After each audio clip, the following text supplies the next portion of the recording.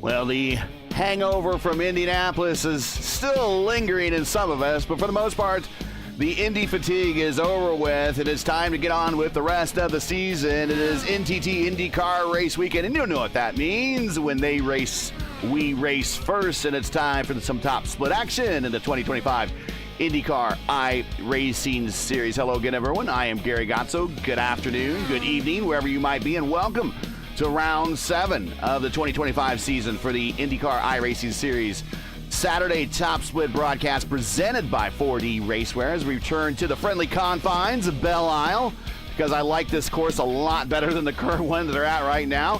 For the Detroit Grand Prix, as always, my dynamic duo of gentlemen in the booth as joining me for all season long, and it is Antonio Estrada, hot off his second ever Indianapolis 500 experience, and one of these days we'll get him in town for his first win, is Ryan Skywalker. Gentlemen, welcome to the broadcast. Good to have you back. Good to have the regular IIS squad in the booth. And we are at Belle Isle at an oldie but a goodie, because sometimes you don't realize what's gone until it's been taken away. You certainly do. Hello, everybody. Great to be back calling the action here for the IIS. And yeah, man, I mean, Belle Isle is such a beautiful track, such an iconic circuit, and it's a shame that we're no longer here. It is a difficult place to pass on. So, you know, street circuits are kind of like that. There are a couple of good passing opportunities coming into 3, coming out of 8. But, you know, I think a lot of it is going to be about the strategy. When do you pit? Which tires are you going to be using? It really depends a lot on the setup that you have placed in your car. But I think we're going to see a very interesting race. I think you're going to need to save a little fuel, because the fuel tank should last around 23 laps. So you can do it in a 2-stopper, but then you're going to have to save a little bit of fuel to make it to the end. But, you know, a lot of good names that we see, a lot of new names that we do not recognize. Welcome to everybody that's joining here on the top split for the first time on the Saturday broadcast. But yeah, excited to call the action. Ryan?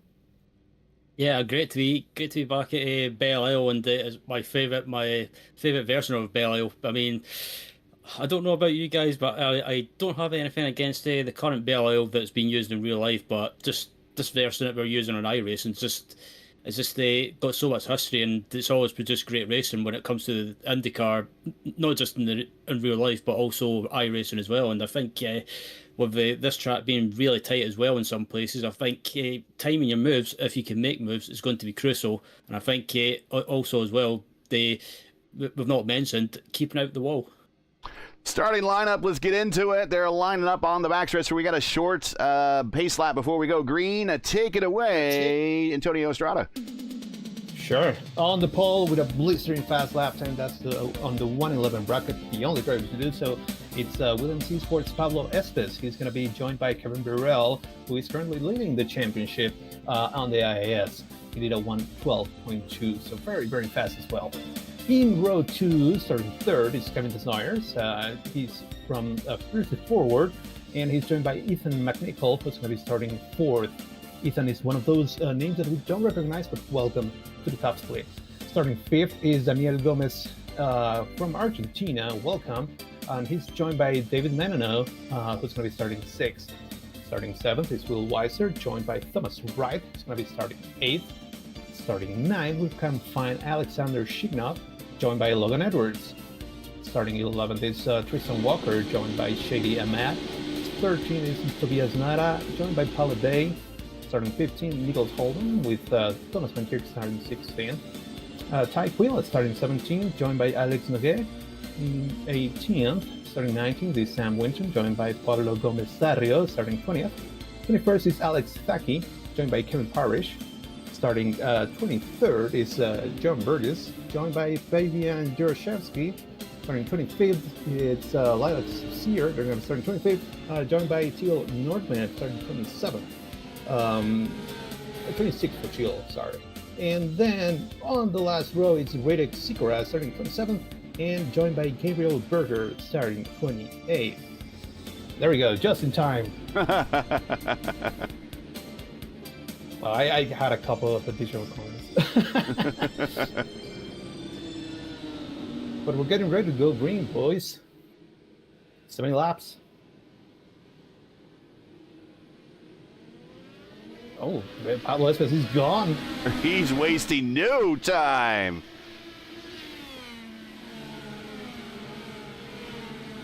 And Birrell and Kevin Desnyers, they are setting them there for second and third. Just run down the 3. This is where the accidents tend to happen, as drivers tend to full set it in. Will Weiser. No. Oh man, Will Weiser thumbs Oh, right. 2 more cars. Terrible rejoin. Oh no, Thomas right. Oh man. Well, you called it. Yeah, and that's what I was talking about, guys. In the early stages, with all the cars being bunched up, but sometimes accidents can happen, and sometimes in that part of the track you just have nowhere to go. But yeah, I'm not a fan of that rejoin. That's a bit questionable. Yeah, I mean, logging up the tires coming into 3, cold tires. So that's we've all done it, right? But the rejoin, that's like, oh man, just wait a little bit. Thomas Van Kirk getting towed the pit road, and currently Pablo Estes completing the first lap. We'll get you the situation. Remember, using Waiuli tires this week, not the old red tires, the green tires. Yeah, Olive Bay, he's the first one. Tyquilla on pit road with damage. Oh, so Ty was collected in that as well. Kevin Parrish on pit road with damage.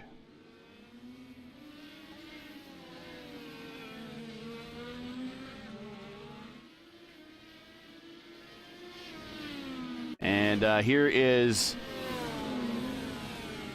Toronto. Hopefully I'm saying that right. And turn 1, right before Corvette corner, he loses it, goes into the temporary concrete barriers, and loses his rear wing.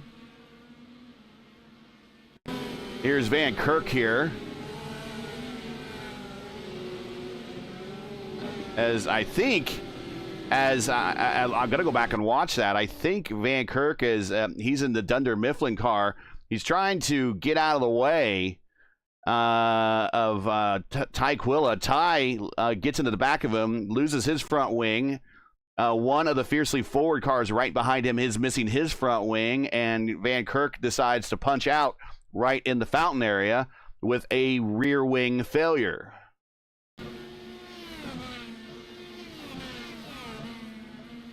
So a pretty typical race here in the early stages on iRacing at Detroit. A lot of early laps chaos. Yeah. Well, that's kind of what happened to Atlas. So I'm just watching that incident between Ty and who was it? Van Kirk. That's so. But like you said, there is absolutely nowhere to hide. Like the track is not wide enough.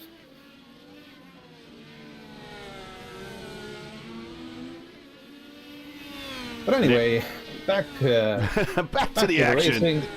Yeah, Shady and Matt, they're fighting with Ethan McNichol, and now McNichol has, I believe, or is it a mod? I think it's a mod with a no, not a mod. It is McNichol with a. He's a one-wing angel right now. He is missing his left front wing plane there on the front nose.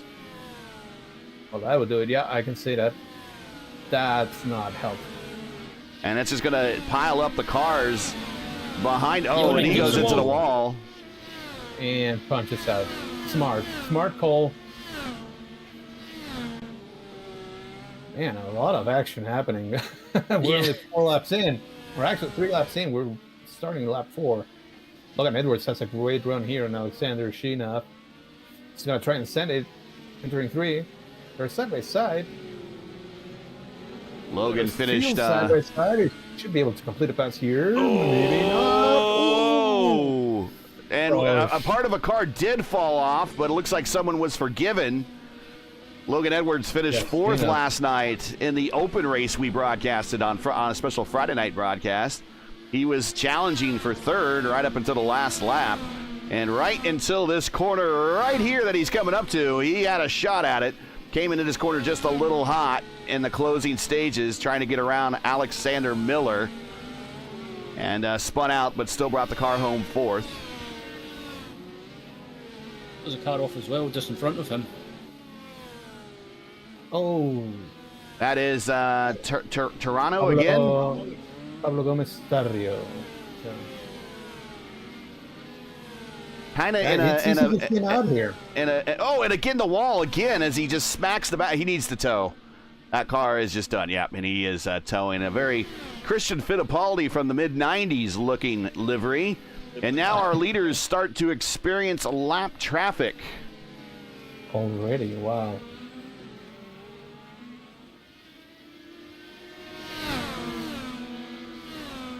Yeah, quite a lot of drivers. Go ahead, Tim. No, I was just going to say that's John Burgess, who's currently running 24th, seems to have a lot of damage. Go ahead, Ryan. Yeah, I was just going to say I'm surprised that some drivers are having issues already with the going into the wall, making mistakes. I thought some of these drivers, with it being a street circuit, would have just settled down and just kind of just let the race come to them. But I think too many drivers are just trying to push it too early in the race, and instead of just letting the tyres get up to temperature as the run goes on. And I think it's biting them for sure. Yeah, like it's a 70-lap race, right? You're not going to win lap one, but you can certainly lose it, and that's as cliche as it comes, but it's true. Well, I think that's the big difference between Formula One style of racing, which is very popularized. You know, we got a movie coming out, and every Formula One fan will have you believe that theirs is the most superior form of racing, but you just can't race these IR-18s like a Formula One car. They're not built for that. And you try to push these cars too hard, too early, and that's where the mistakes occur.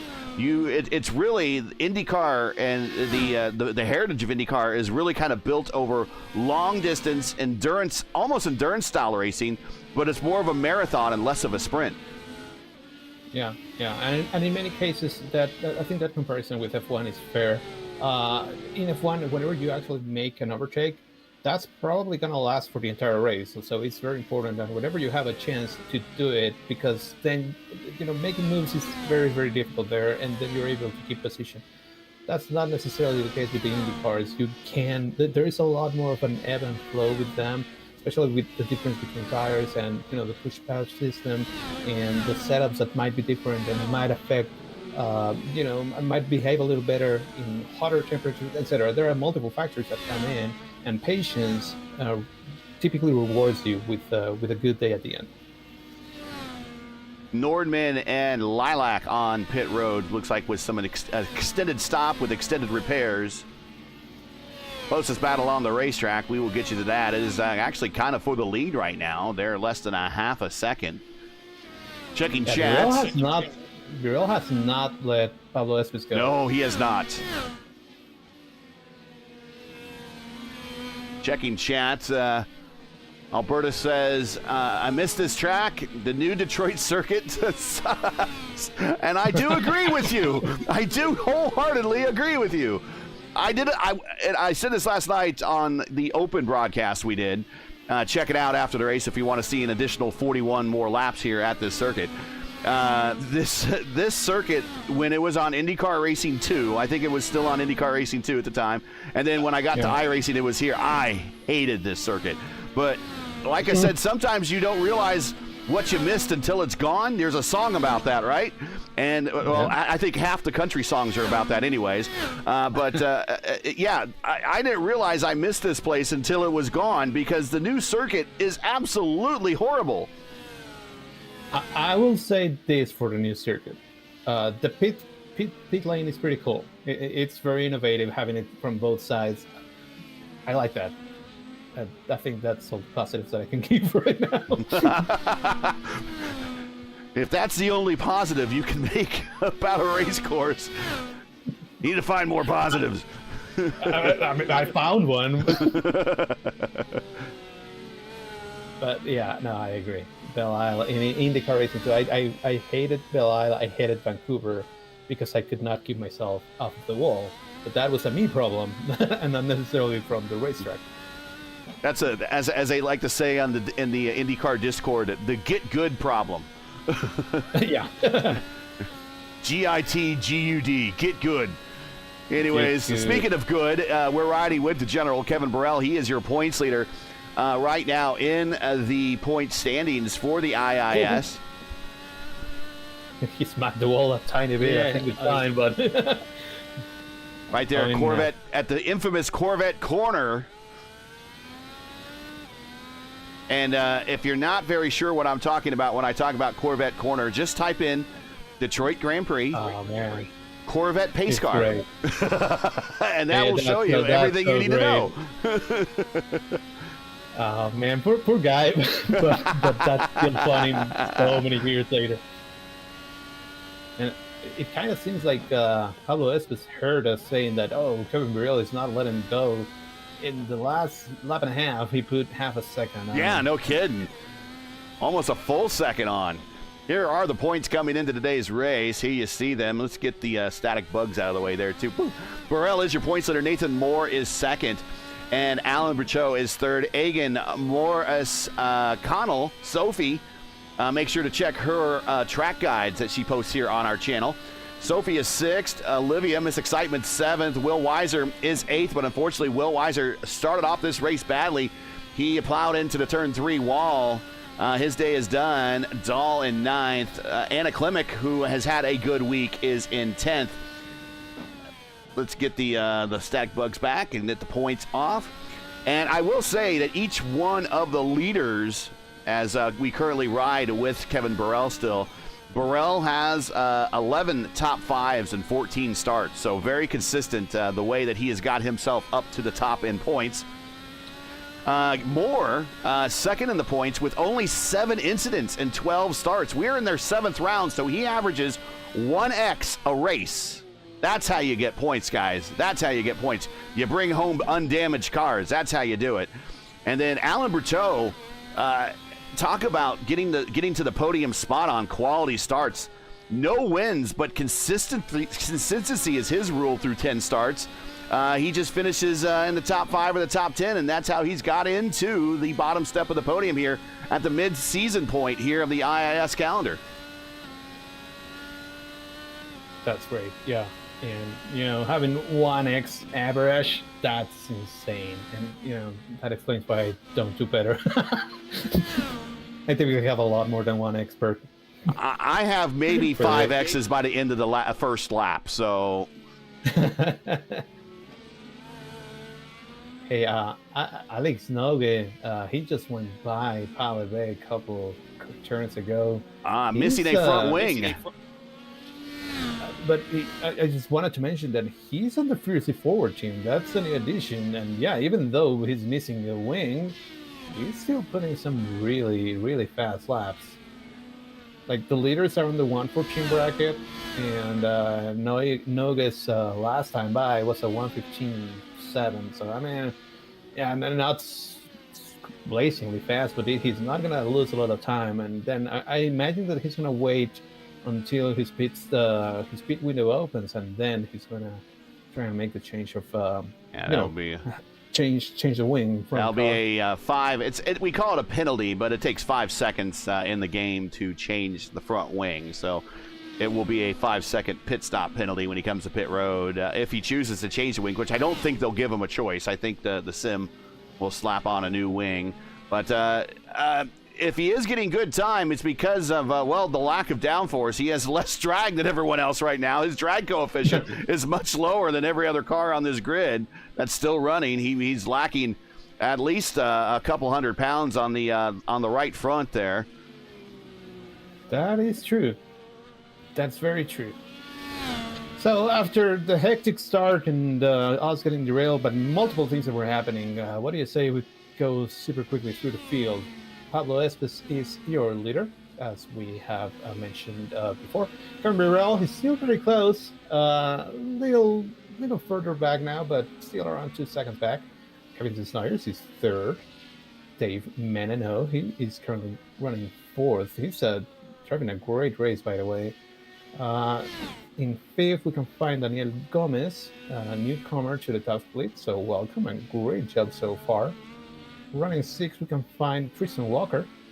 He's up 5 spots. Tristan Walker smacked the wall again, lost a wing, but was forgiven Yeah, but now he's being hounded by Shady Ahmed, who's running 7th right behind him, also up 5 spots. But he's getting good traction, Tristan is. I thought that Shady was going to be able to mount a charger. I imagine that they're also going a little bit on the bottom. There we see Shady press it just a second, then lift off of it. But Shady currently running 7th. 8 behind him. Ooh, Shady. That was a good smack right there. Yeah, I don't see any damage. I think he got away with it. If you hit it like really square, most of the times the sim will forgive you. But man, flirting with disaster a little bit there. Anyway, running 8th is Logan Edwards, and running 9th we can find Alexander Shinov. And just behind him, that's Tobias Nara, also from Argentina. We have 2 guys from Argentina running on this top split, and also somebody that I don't think we have seen before. So welcome to the top split as well. He's up 3 spots and closing in on Shinov, so doing a great job there. So that's the top 10. Behind him, we can find Nicholas Holden, who is currently running 11th. He's up 4 spots. Alex Nogue, who we just mentioned, he's up 6 spots and running 12th right now. Behind him is Pale Bay, he's running 13th. He's up 1 spot. This is the only car so far on the primary tire. Yeah, prime tire. Everybody else is in the yellow tire, so we'll see if that benefits him on going to the alternate a little later down the road. Sam Winton, he's currently running 14th. He's up 5 spots. And Alex Stuckey is up 6 spots, currently running 15th. And, hounding Sam Winton there for P14. That is your top 15. Going back to the closest battle within the top 15, Shady Ahmed on the backside to Tristan Walker. Tristan Walker momentarily did lose a wing, got it back, and that's good because considering his sponsor is Alaska Airlines. You don't want to have an airline sponsor with a car showing a lack of wings. Or flying through the air, or maybe you do. I don't know. They're also closing in on Daniel Gomez, huh? Last time by, Daniel Gomez 115.3, Tristan Walker 115.1, and Shady 114.9. So in their timing tree, the way that Daniel has registered himself on iRacing, it is Daniel Gomez and then with the initial C. So if you look at the timing tree, it just says P5C. So I guess he's going to be like an MI6 operative where they all have initials for their name. So Mr. C is currently P5 with his license to kill.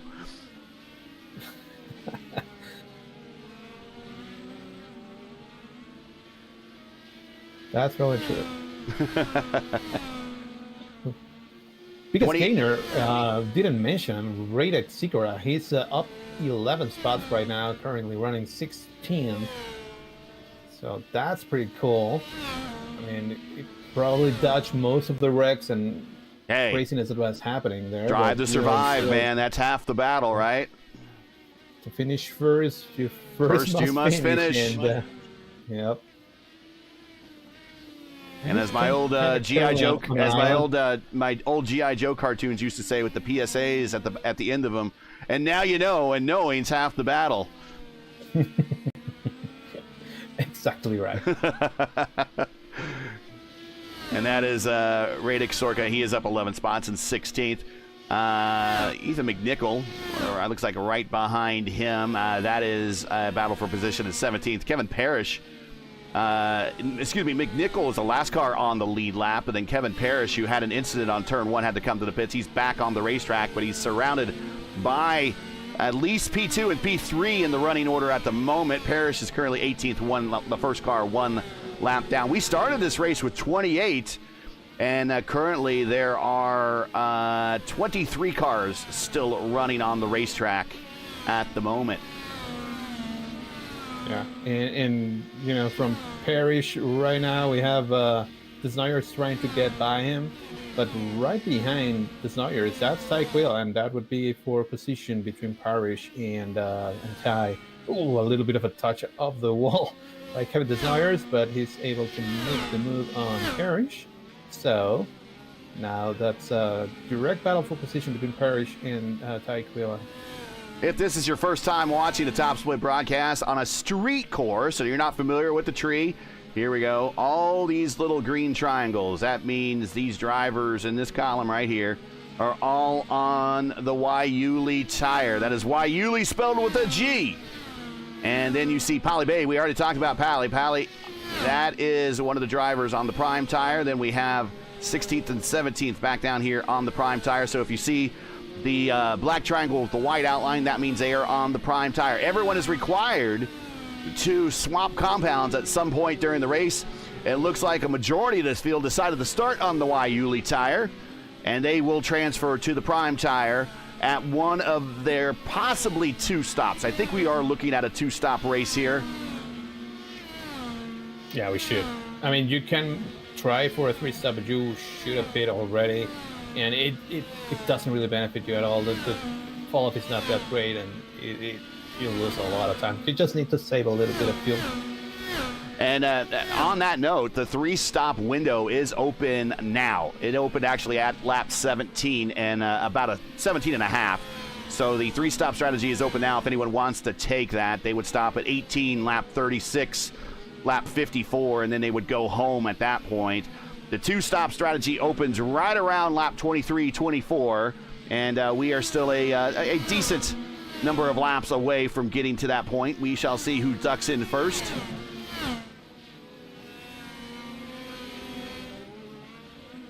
Hey, so we have a Spaniard dominating the NTT IndyCar Series with Alex. Oh, Palou. Now what's new? What's new, my now friend? Now we have Pablo Estes playing that role. You never know if Alex Pro could have secretly gave Pablo Estes some secret driver quotes and tips. That could be true, yeah. I don't know how well Palou did here. I'll have to go back and look and see what his best finish was at Belle Isle. I was wondering. Yeah, I was just thinking about that. So as soon as you said when you were talking about Spanish drivers, I was thinking to myself, has Polo ever raced here? And Yes, if so, he has. What's his best finish? Well, if nothing happens on the racetrack while I look this up, let's see. 2022, which was the last race here. Sadly, Will Power won that. And Palou finished 6th in 2022. And in 2021, this was, they had, I think, 2 races. No. Yeah, they had 2 races in 2021. It was still a doubleheader, and it was round 7 and 8. So race 2, Palou finished 3rd, and race 1, I can find it.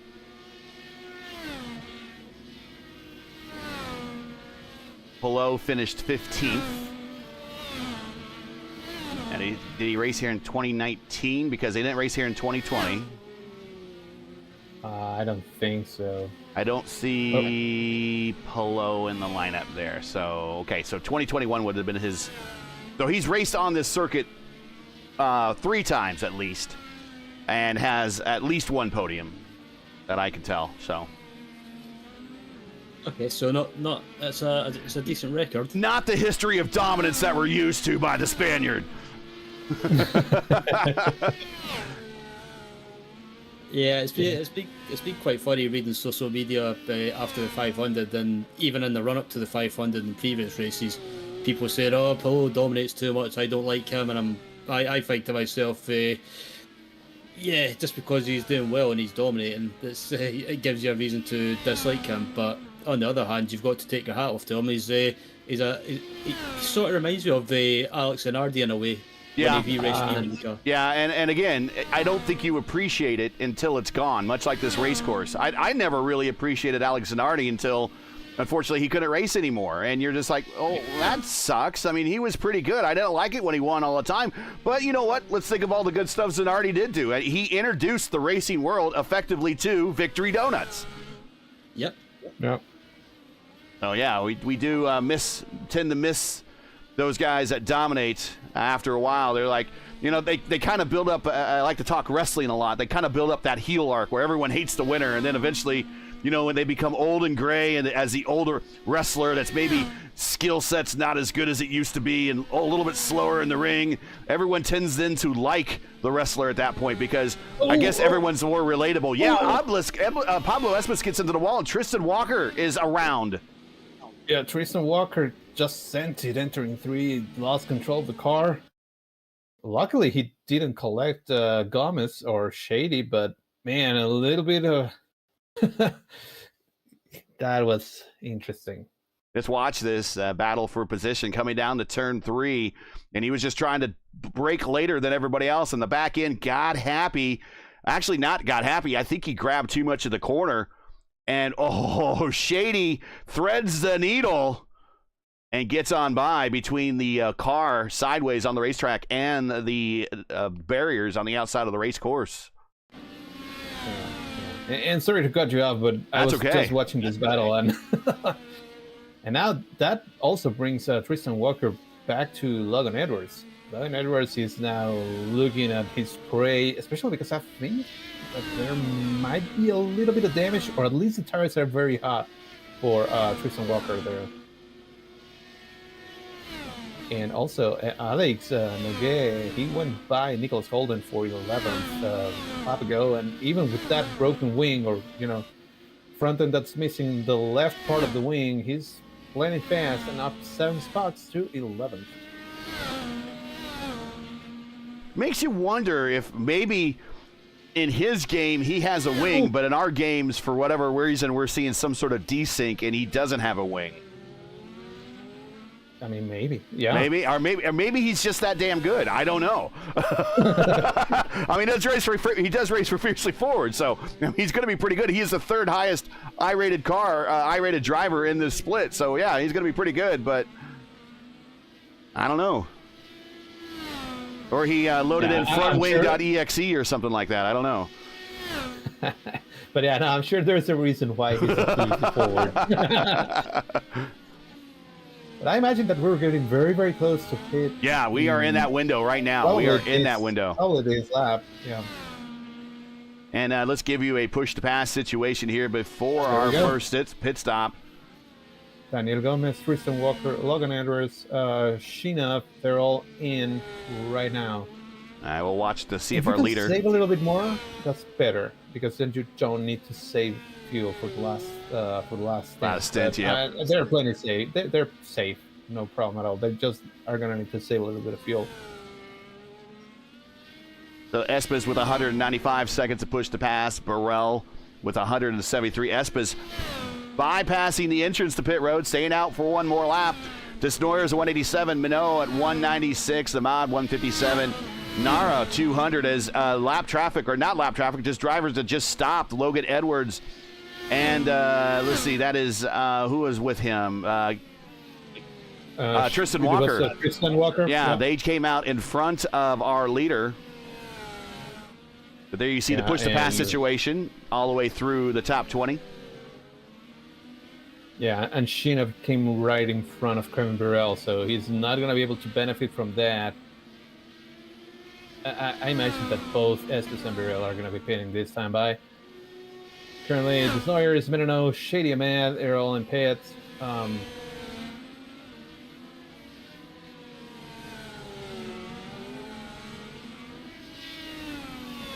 But going back to kind of what people were saying about being upset about Palou, again, I'm very appreciative of what he's been able to pull off. It's literally history. We may never see another run like this again. The last time we saw, car off at the final corner right in front of our leader coming to pit road. And that is Mr. C. Mr. C. Oh no, and he gets hit by Kevin Kevin Burrell. Burrell. Oh no! I'm not laughing because of what happened to Kevin, but it's just one of those oh no moments. And Burrell looks like he may have been forgiven. Really? And that's the difficult thing with this track as well. If you're facing the wrong way, like if you spin or make a mistake and you're trying to get back going again, it's so difficult because some of the corners are blindsided, so you can't see a car on the exit of the corner. Let's go back and watch this. Yeah, this was lucky. He got so lucky. Forgiven by the gods of iRacing. Well, I'll tell you one thing. If Kevin Burrell was still feeling tired with, I believe it's late at night, early in the morning, Japan time for Kevin, that's certainly woken him up. And I guess after this race, he'll require a change of pants. That will for sure wake you up. How did he get forgiven on this? I'm happy that he did. I'm glad he did, but that is, wow, that is extreme luck right there. Let's go back a little bit further. Let's ride with him, and let's ride at full speed. This is what it looks like from his point of view. How much time did he have to react? I'm going to say not a lot. Here we come. Here we go. Yeah, not a lot. Going to be right around this corner. Blind, blind, blind. There it is, right here. And you know, yeah, that's wow. You do not expect that at all, like never. And you know, we were criticizing a little bit the rejoin that somebody did on lap one. This one was also something that you should never do. And you know that Daniel, he was doing a good job. He was running in the top 5. Whatever happened, small mistake, you spun it out. That's fine. Just hold your brakes and make sure that you're able to safely re-enter the track, because I mean, in this case, nothing happened that affected Kevin Burrell, but what if it did? That's you know, just kind of need to be much more mindful of your situation. And our leader currently marred very deep in traffic right now. When you guys race, whether it be road courses or ovals, do you run with your relative up as one of the primary black boxes you have on your screen, or do you run with another black box predominantly? For me, it's always the relative. And, you know, if I need to make any changes or adjustments, I will move to that. You know, that particular black box, change the level of fuel, whatever it is that I'm doing, and immediately after I do that, I go back to the relative. Like, the relative for me is king, because it lets me know where I am. Yeah. And if something like this happens, if I have enough time to do a rejoin. What about you, Ryan? You keep your relative up primary? Yeah, I always run with my relative on. I mean, they also to see who's behind me and what the gap is, but also if I make a mistake or if I get spin or get spun out by someone and I'm facing the wrong way, I can use my relative box to give me an idea of where the cars are, and I don't just pull out in front of them. If there's a big gap in front of me, like a really big gap, it gives me time to get spun round and back going again. Yeah. Then I'll use that for sure. But yeah, I run the relative, and I run the crew chief app as well, or crew chief spotter, as well for endurance races and also oval races as well. Because I always find as well that it always helps me with being on an ultra wide monitor or single monitor in basic terms. I find it always helps me. Yeah, I run with the when I do race. I don't race that much anymore, as you would guess, because I'm broadcasting everything. But when I do race, I do bring the relatives up, and I recommend to any beginning driver in iRacing to use the relatives as much as possible to kind of avoid those situations. Always know your surroundings. That's the key thing why I keep it up. When you do get into iRacing, you kind of maybe have a cheaper wheel. You know, I would map it to a button just to make it easy to get to and from the relative. when you get a fancier wheel, so to speak, like a Gomez wheel, I know all their rotary dials also act as funky buttons, basically, so you can push on them, and they act as a button. And I have a Gomez wheel, so I have one of the funky buttons on my dials set up to go right back to relative. So I could be sitting there, tinkering or whatever, and then immediately push down on one of the dials, and my relative comes right back. That's how quickly I want to have my relative on hand, is single push of the button to always know what's going on. So I recommend to any beginning driver to make sure that you have that relative on pretty much within view and ready to go at all times. Let's go through the field after the first round of pit stops. I want to thank everyone for joining us on the Saturday afternoon. You are watching P1's coverage of the Detroit Grand Prix, part of the IIS 2025 season. We are now through the post-Indy hangover, and we are moving on to the remainder of the season. Pablo Espas is your leader. Kevin Burrell second. Kevin Desnoyers is in third. David Minot, who are watching right here, is in fourth. Shady Ahmed, who has dodged a couple bullets today, he is fifth. Tristan Walker, sixth. Logan Edwards, seventh. Tobias Nara, who did pretty well at Indianapolis last week, he is in eighth, Noge, again, I hopefully saying that right, who has got his front wing repaired on his pit stop, is in ninth. And Pally Bay, in that 80s era Toyota style livery, is in 10th. That is your top 10 at the moment. Thanks for joining us. Make sure to smash that like button, subscribe to the channel so you don't miss out on the next race. Next week, big race next week. I don't know if you guys are going to be in it. I hope you guys are.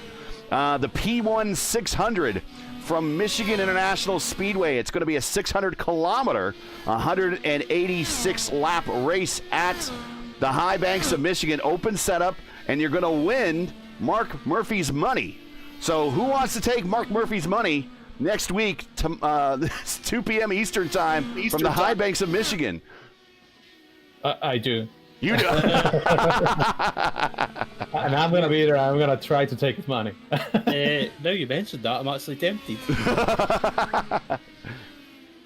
Sorry, Mark, but if you're offering the real money, well, especially I'm a Scotsman, and the Scottish people are considerably tight with money. Yeah, you might tempt me, actually.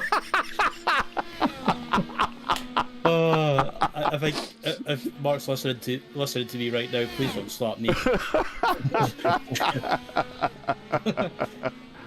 This is the closest battle on the racetrack, by the way. It's Alan Thackey and Pally Bay. This is a battle for the final spot in the top 10, and Alex has run down Pally.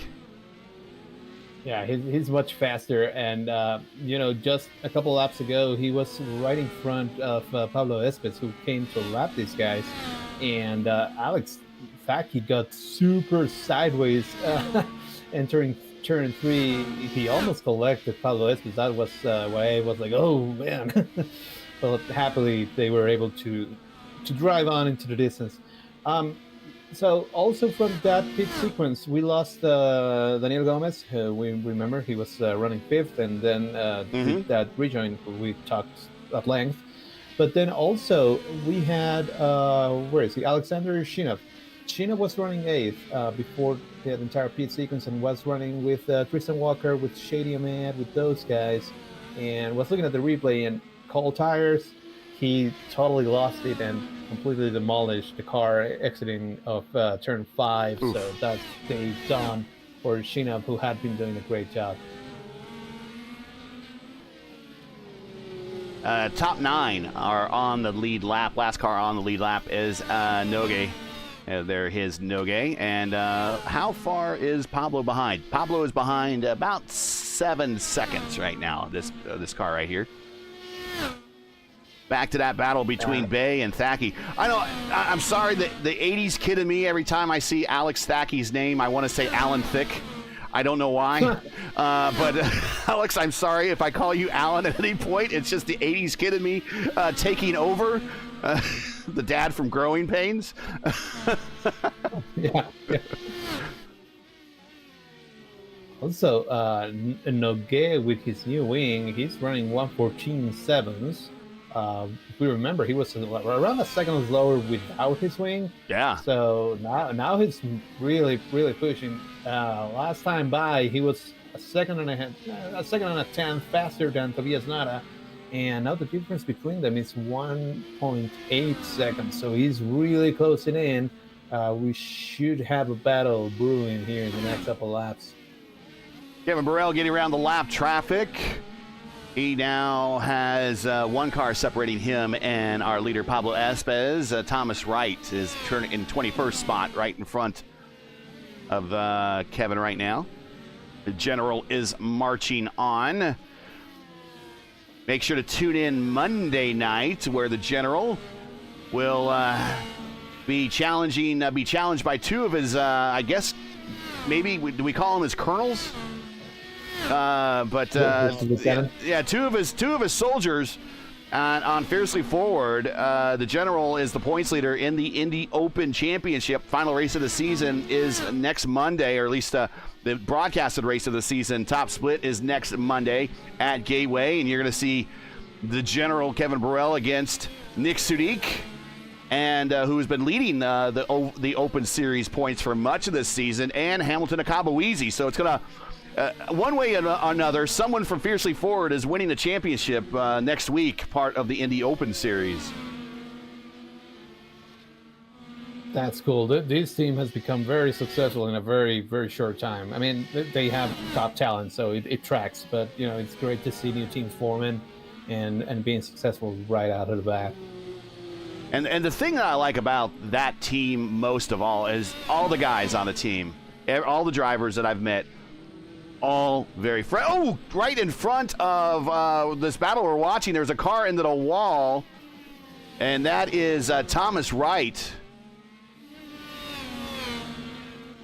He's having a hard time right now. Okay. And he rejoins, and Nick makes contact with another car, goes to the inside wall. And another car comes around and gets collected, and here comes another car into the zones. Careful. Wow. Oh, Jesus. Ethan McNichol, Sam Winton, Kevin Parrish came through but avoided it. Nicholas Holden, I think, made it through barely. Oh, man. The Snyder is very, very smart on how he navigates it. It just bad luck here, and he hits misses the braking zone, noses in to the wall there. And this is right, like in turn 11 area. And then now he's missing a front nose, and so, car's damaged, rejoins the racetrack, which is fine. The rejoin here is fine. The car's damaged, comes into the next braking zone, and I think the car just doesn't want to turn or something. Yeah. So this is most unfortunate. A good learning experience, but unfortunately, a number of innocent bystanders were taken out in that one. So Pablo Espez is the safest spot right now up front, but he does have some lap traffic in front of him. Yeah, I mean, you would think that, but now since everybody's all over the track, you really don't have any place that is safe. It happened right in front of Kevin Desnoyers, but, again, very, very smart the way that he approached that corner. He lifted very, very early, and he probably even braked an important amount, and that way he didn't have to drive into it. He didn't narco brake his way through that. Right. And I was getting ready to say about the Fiercely Forward squad. Just about every driver that I've run into on the Fiercely Forward squad, very friendly, very cool guy, very cool person, very easy to talk to. So again, always good to see a team of good people. Good things happen to that team. So best of luck to Fiercely Forward for the remainder of this NTT IndyCar season for the IIS, and best of luck next week when three of their drivers will go for the Open Championship. Thaki finally is able to make his way around Pala Bay. He sent it in turn one. Typically not a great passing zone, but he made it work anyway. So move Thaki up to 10th. Also, while we were looking at that incident, Nogueira was able to make quick work of Tobias Nara, and now he's just trying to stay in front of the lead lap. Yeah, He should have he should have pace, but the leader is running really some fantastic laps as we're watching this pass here between Thaki and Bay. Bay had a little wide exit there going through the final set of corners, allowing Thaki to get a good run. And Thaki just sends it to the inside. Pally did not give a lot of room, wasn't going to make that an easy pass, and passes going into turn one, which is not a really big passing zone here at the track. Yeah, and then he pops the corners. Yeah. But yeah, I mean, I don't know how much Nogueira is going to be able to hold Espes there. Last time by, let's see, Nogueira 1:14.7 to Pablo Espes is 1:14.4. So he's faster. And the lap before he was in the 1:13 bracket, so he's flying. But catching is one thing, passing is another. Passing is another. Yep. And when somebody does have pace, that makes it much tougher. But we'll see. Also, he's a teammate to Kevin Burrell and Kevin Desnoyers, so, I mean, it's also in his interest a little bit to stay with him. But I guess something else that we didn't consider is that Espes is currently on the primary tire, so he's going to go to the Waiuli in the next stint, and Kevin Burrell repeated the Waiuli, so he is Waiuli, he's going to have to go to the primaries for the next stint. Right now, the difference is around 4.5 seconds. So we'll see. I mean, at this point, I think Kevin's just going to be happy to finish this one because of that incident that happened. He probably shouldn't be finishing this one. Yeah, but, that's true. That's true. He might take this second P2 today as a win. Nogue staying low, allowing the leader on by, so no team order games. A lot of people are not fans of that, but it is a part of racing, whether you like it or not. And it looks like this time the Fiercely Forward squad opted to just play it straight up to not make Nogue make his car as wide as possible and slowing Espes down any. They played it straight up on that one. How do you guys, and that brings up a good topic because it's been something discussed in the community, and we saw it also during the Indy 500 with two teammates kind of trying to stay on the lead lap there at the end, both two RLL cars. How do you guys feel about team orders in IndyCar racing? Is it part of the game or should it be stopped? I mean, it's, go ahead, it's Ryan, go ahead. Yeah, so I was just going to say, I guess it's one of those divisive subjects, if you like. Some fans don't mind it, other people might not like it, but it's like Gary mentions, it's all part of the game, it's all part of being in a team. And yeah, I mean, I've got nothing against it as long as there's no silly antics like trying to run people off the track or into the wall or anything like that.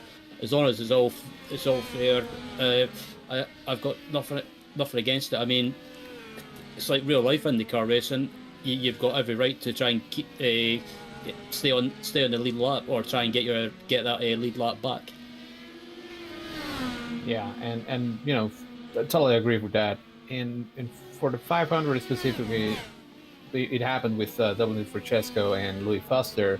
They did nothing wrong. I mean, I was there and I was not like the happiest man that, you know, the top two cars in the track were lap cars essentially, but you know, that's just kind of how it played out. That was the circumstances, and they had all the right to be there, because if a caution comes out, well, then they're totally back in it. Yeah, you know? Absolutely. However, I do think that, you know, if there is a possibility that maybe with 3 to go, 5 to go, I don't know, somewhere like that, they could get out of the way, because even if a caution comes out at that point, you're not going to improve your position realistically. I don't know, dude. I don't know. If I go 500 or if I go 498 miles on the lead lap and to fall off the lead lap right at the end of the race, you know, there's where they finished in the order, I think it was 12th and 11th and 12th. I mean, you gotta get some victories out of that race somehow, right? And a victory finishing on the lead lap, I think I would have been. Yeah, I don't think I would have easily given up an Indy 500 a shot as we watch Nogue and Edwards battled for position with the leader not too far behind. Or actually, they are down a lap, actually, so the leader's on by, but Kevin Burrell not too far behind this one. After 490 miles, I'm not willing to go pull over really and go down off the lead lap. That's too long of a day, and my guys have worked too hard for me to fall off the lead lap for them. Yeah, no, I agree. I mean, as a fan, I probably would have liked to see the finish settled between the lead lap cars, and not have anybody else disrupted. Mm-hmm. But I completely understand the other part. Like, if I'm there, my job is to get the best possible finish that I can. And if that means I get to stay in front of the leader, because if a caution comes out, or, if Nolan Siegel wrecks on the last lap, well, then I make a spot. Then if I didn't do that, then I wouldn't get that spot, So they didn't do anything wrong. It's just like, oh, man, I wish things had played out a little bit differently, because it made it a little too perfect of a situation for Alex. And I don't have anything against Alex. I think Palou is amazing, and he's great for the sport, and he's becoming a legend really, really quickly. But I would have liked to see a battle for the win, right? But that's just me. So let's talk also between those two positions, 11th and 12th. Let's talk prize money. Now, not each position pays more than the other. For instance, I think Helio Castroneves for finishing 10th got, let's see what, I think I saw this. Helio Castroneves for finishing 10th got $137,000. And he's not one of the chartered cars. He's not. He's an Indy-only entry. He's not in the season-long, prize pool and everything.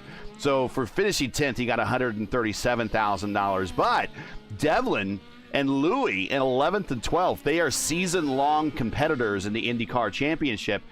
Devlin, who led the third highest most amount of laps in the Indy 500, if you can believe it, he led 17 laps. Sato led the most at 51. Hunter Ray led the second most at 48. Marcus Ericsson and Devlin both led 17 laps, and that was your third highest amount of laps led by drivers in the 500.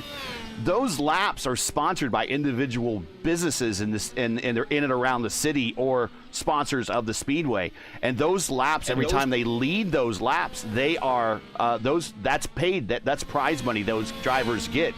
So with all of his prize money, Devlin DeFrancesco for finishing 11th. Get this, people. Get this. For finishing 11th, Devlin DeFrancesco got $663,000. Louis Foster for finishing 12th. In the same number of programs, just didn't lead all those laps. Louis Foster got $637,000. It was $27,000 difference between those two positions.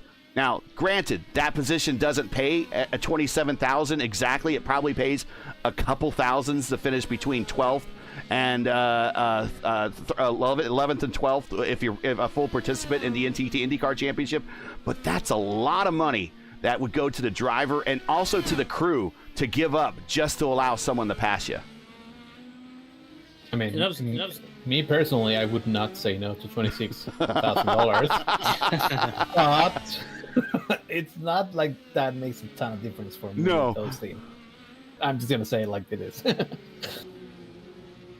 Yeah, I was going to ask about the prize money as well that's given out to each driver. I guess because I've not really done a lot of background checks with regards to the prize money, but I'm guessing that some of that will be split, not just with the team, like team mechanics and engineers and those sort of people. Well, I guess that some of that will go. Does some of that go back to the sponsors that help out with the drivers? Antonio and I have a friend we can ask. We don't know if that friend's going to answer that question, but we don't know what the team members their cut is from that prize pool. So I would imagine, I don't think the sponsors are getting anything back, to be honest with you, other than maybe their name on TV and all that stuff. But I could definitely see the drivers, crew members, that type of thing, getting some type of bonus out of it. I think I heard that they do get a cut from that. but it's also team dependent on how you make that, division and what percentage goes to each party. But they're definitely hard. Now, if I understand right, if I remember correctly, Adam Blocker, I'm watching Kevin Burrell here as he's trying to run down Pablo. He's got it within 5 seconds now. But Adam, he was just an engineer for Ilmor Engineering, which does the engineering for Chevrolet engines. And when Newgarden won his first Indy 500, Blocker was an engineer for Ilmor on his team. And I think he got a winner's ring for being part of that team. Nice. Yeah, I think it did. If I don't get a single cent, but I get a winner's ring, that's pretty damn good. That's good enough. Yeah. That's going into a safety deposit box, and that is going down to heirs of my family for the remaining generations that humans walk on this planet. Hey, quick thing. Tristan Walker, who was running sixth, had a little bit of an incident a couple laps ago. Actually, quite a big incident. He got the wall exiting off turn 5, and that's day done for him. Also, Tobias Nada seems to have had an issue. He dropped like a stone, and Logan Edwards, Alex Thecke, and Tyler Bay all went by him. He's down to 10th, and he was a little slow the last couple of laps. So let's see what happened to Tristan here as we're watching a replay. Oh, just missed the apex, and yeah, there's not a lot of room on exit. Leader in traffic at the moment.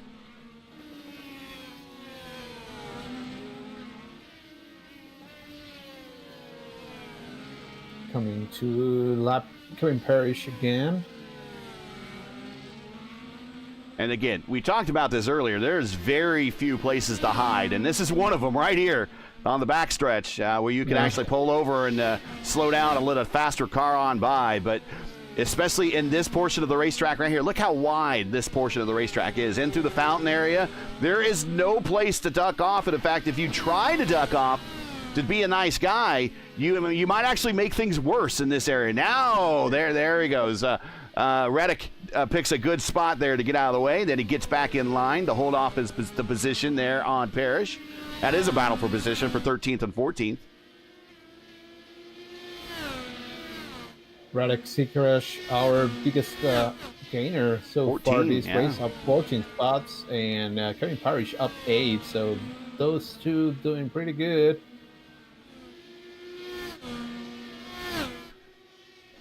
The top 5 are the only cars remaining on the lead lap now. Shady Ahmed, last car on the lead lap. I was about to ask that. Up until where do you think that Pablo Espes is going to lap? I think he's going to lap everybody except Burrell. I think that's the case. Yeah, I think that's going to be the case. And we're actually getting into the window for the next round of pit stops. We are right. Takers already. Yep. We are right at that window. Oof. Pablo Espes right before the Parrish. carousel gets really close to that wall. Parrish went really deep on the brakes, had to take evasive maneuvers, otherwise he would have run over Radek Sikora, but luckily they're fine. Everything's fine with Nothing to see here. Move along, move along. Here comes our leader to pit road for his final stop. I can imagine that he's going to go to another set of alternate tires here. And also on pit Burrell road pitting. is Kevin Burrell. Noguet is also pitting. And there we see him. He hits his marks up on the air jacks. Going to the Waiuli tires. Getting whatever fuel he needs to get to the finish. Down and away. Done in 9.3 seconds on pit road for 29.3 seconds. And he's trying to make as much hay as possible while Burrell is sitting still. Burrell now off pit road. 5.7 seconds. Yeah, I was about to say 6 seconds, the current gap between them, and now Espes is going to have the preferred tire. The Wayulis are a little faster, a little better. Burrell is going to have a really tall order to climb here. I don't think it's even remotely possible, but he's going to try to make something happen here. There might be damage on this Neuer's side pod, on his left side pod there. Yep, and he got a new front wing. That was a 14-second stop, so yeah, he got some repairs done on that stop. And Dave Minot is right with him, and there's a car in the wall right off of pit road. That is Tobias Nara, who tows. There's another car. Oh, I think Espes has had an issue. It's Espes. Yeah. He has a and broken, Burrell has an issue. It's a broken steering. Yeah, I was going to say. What in the world? Yeah, let me check to see what Burrell happened. is in, and so let's. We were watching another incident. Pablo Espes. Where are we? This is into the fountain area. Burrell clipped the wall. Oh, and he noses into the wall on 11. What? And Burrell's right with him. And so Burrell passes him, but then he misses his brake zone and smacks the wall right after he takes the lead. So he has to come to pit road. And this means that Kevin Desnoyers goes into the lead. Kevin Desnoyers, who just got repairs done on pit road, the impossible dream might become a stark reality for Kevin Desnoyers, who is now your leader out of nowhere. And I don't know about you guys, but when I saw the Espes and Burrell have issues and they pretty much say the same couple of corners, I in the night trying to keep it nice and clean, my mind was exploding.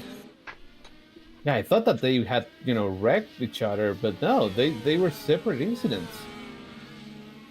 On the last stint, the opening lap, steel coal tires. Do you think without asking Kevin, who's not going to be on the podium now, so we won't be able to ask him, do you think without asking him that little momentary loss of focus, maybe he's like, oh, I'm the leader all of a sudden, and then all of a sudden I'm in a braking zone, and I just missed the braking zone, and I smacked the wall on exit. Do you think that's a little loss of focus right there? That's what did it? I mean, to me, that seems like the only plausible option, and it happens. Like you're logging laps and doing everything the same way that you do it every single time. You have an incident right in front of you, then you see, oh, it's the leader. Then you lose a little bit of concentration because it's like, okay, now I can probably maybe relax, take it a little bit easier. They had a crazy lead in front of them. So Kevin Burrell, I'm black sure flag at the moment. Sorry, don't mean to cut you off. Kevin Burrell, black flag right now. Yeah, he's still on pit road. I think he has a... Something happened to Shady Ahmed. Shady Ahmed is out. Yeah. Tobias Nara, who was running top 10, also out of the race. Shady Ahmed was running 5th out of the race. And, just like that, everything changes. To your current top 5, it's Kevin Desnoyers. He's running 1st. Dave Manino, he's 2nd, 3 seconds back. So, that's not a done deal. Alex Noguet, who we were mentioning, he's up to 3rd. No. Nara's incident was a lot like the pace cars incident. No. Coming out of the pits. I mean, it was he hit that bump and it goes to the inside wall. So that was Nara. I don't see what happened to Shady. Let's see here. Shady, black flag, received the meatball. Let's see what happened here. And Shady's been in the top 5 all day. I mean, he could possibly be on the bottom step of the podium. Oh, in the acceleration in the turn 11. No, this is actually not in a turn 11. This is 12 and 13. Oh, man, I just saw Tobias. Tobias is not a wreck. It was exactly like the pace car. Yeah, and going back to that, what you were talking about with Burrell as well, but I think also as well when he was coming up behind Espes and he went by into the corner, I think he could have been watching Espes' car. Probably made him miss his braking point ever so slightly, and also watching Burrell, he missed the turn and he missed the apex pretty much and hit the wall. So it's one of those things. Even if you've got a big lead behind you, you can't afford to really back off. Otherwise, from my experience, you can lose your focus and you end up making mistakes, as you've just seen. Well, that changes the dynamic of the race big time. We now have an entirely different podium, with the exception of Desnoyers, who was in the third spot. Now is our leader. He is now leading by 5 seconds over Menino. Menino was attacking him, but had a hard time keeping up, and now may have realized that he is P2 and has himself a considerable lead over Nogue, and might just think, you know what? I got myself a second-step podium finish here if I just hit my marks and finish this thing out over the next 20 laps or so. So might have changed his focus. I don't know if he had a moment. I don't see a moment. Alex Nogue, he is in third now, so we do have a new Fiercely Forward team car in the bottom step of the podium. That is Alex. He is back on the lead lap. Logan Edwards, after a top 5 yesterday in the Open broadcast we did, he is now in P4 again here in the IIS. On the Saturday broadcast, he is also in P4 right now. Pally Bay has worked their way up to P5 very quietly with all the turn of events. And also getting back on the lead lap is Alex Thackey, or Alan Thick, back on the lead lap here in P6. But he has, I think, Desnoyers right behind him. It's exactly right. Desnoyers is coming for him. Man, and then we have Nicholas Holden. Currently running 7th. Look at that. Ty Quill, my teammate, he's running 8th after having a crazy start of the race. I'm sure that he was very upset about that, but happy to see him in 8th. And Sikora, now up 18 spots, up to 9th. And Kevin Parrish, P10. Wow. And from the 28 starters of this race, I think we're down to 14, let's say. Yeah, 14. Oof. Yeah, just a handful of cars running right now. Hey, I want to thank 4D Racewear for sponsoring our coverage of the IIS this season. Check out their line of made-for-sim racing gloves, shoes, and apparel. Visit them today at 4dracewear.com or click on the link in the description. If you're just joining us, you are watching round 7 of 16 in a very crazy IIS Saturday Top Split presented by 4D Racewear, coming to you from Belle Isle, Detroit, where we now have about 17 laps to go. If you're enjoying today's coverage, you'd like to monetarily support our commentary team, we would love to have you do that. Make sure you donate via our GoFundMe link in the description, or you may send us super chats in chat. Just click the little dollar bill icon in chat, and you can send us super chats that way. And again, want to thank 4D Racewear for their sponsorship all season long. Those guys are the best. Check them out. Link is in the description. 17 to go here at Belle Isle. Man, what a crazy race. Crazy. Man, I don't know. I don't think we've ever seen something like that happen. You know, that was I mean, not entirely last lap, but kind of like a J.R. Hildebrand moment. After leading so much, having just a tiny lapse in concentration, you know, that sucks. But Estes and Burrell, they're both back on track. They're 2 laps down. But I mean, at least they're going to be able to salvage something and prevent John Burgess from passing them, Sam Winton from passing them. But, you know, such an unfortunate end to the race. They were doing a great job, both of them.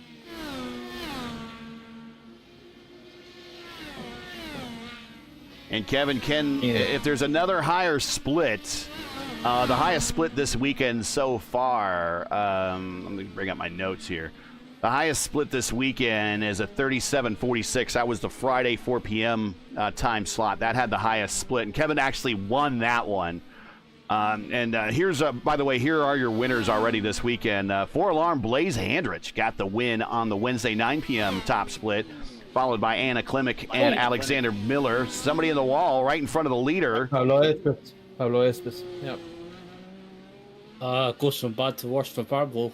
So, yeah, it's pretty. I think he probably wants to forget the closing stages of this race. So, what started out so well for him, it's just all ended up falling apart. Gotta wonder how much damage on that car contributed to this incident right here. It looks like his left front wing plane was kind of scratched up, so he might have had some wall contact earlier, and that might be impacting how his car is handling and braking under these high-speed braking zones. That is one of them right there coming off the backstretch. But yeah, kind of day goes from bad to worse.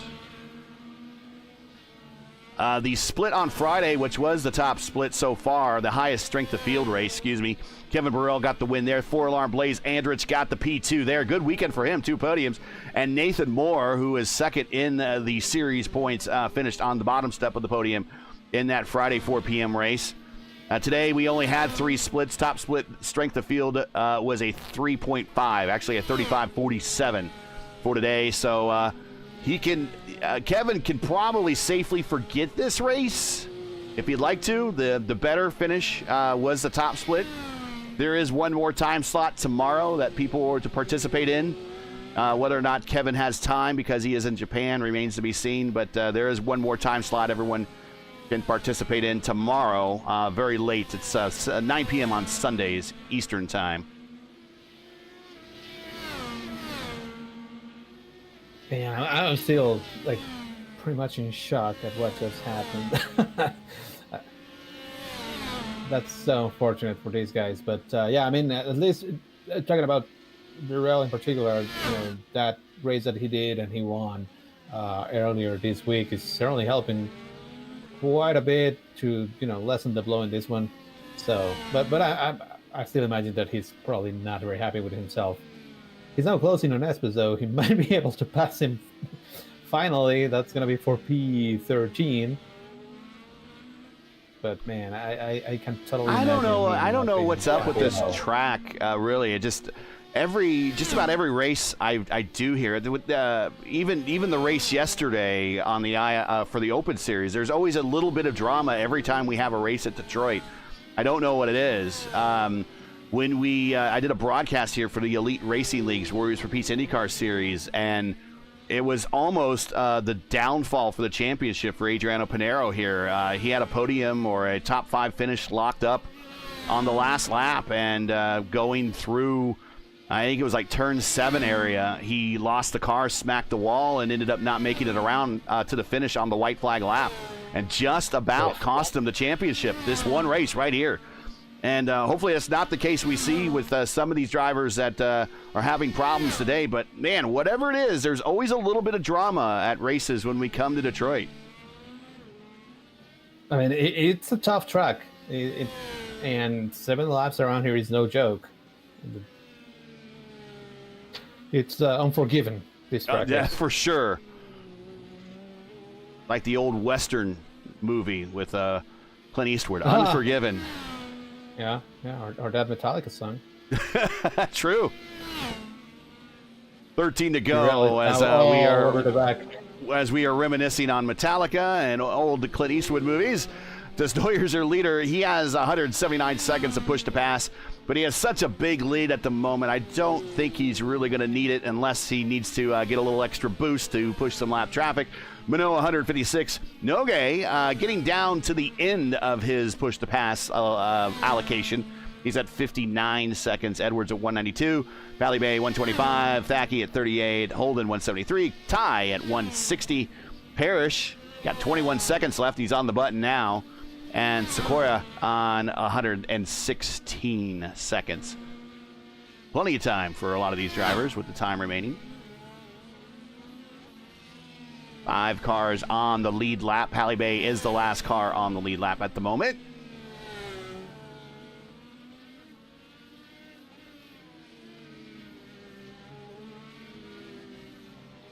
Oh, car backing up. John Burgess was just backing up casually. He missed turn 3. and he was backing up as if it was on his driveway on through traffic. So that was fun. I can totally see that.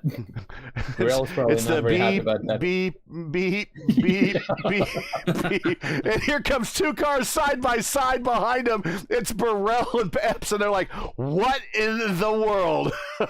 I know. I probably shouldn't laugh, but it was very funny, man. What in the world? Yeah.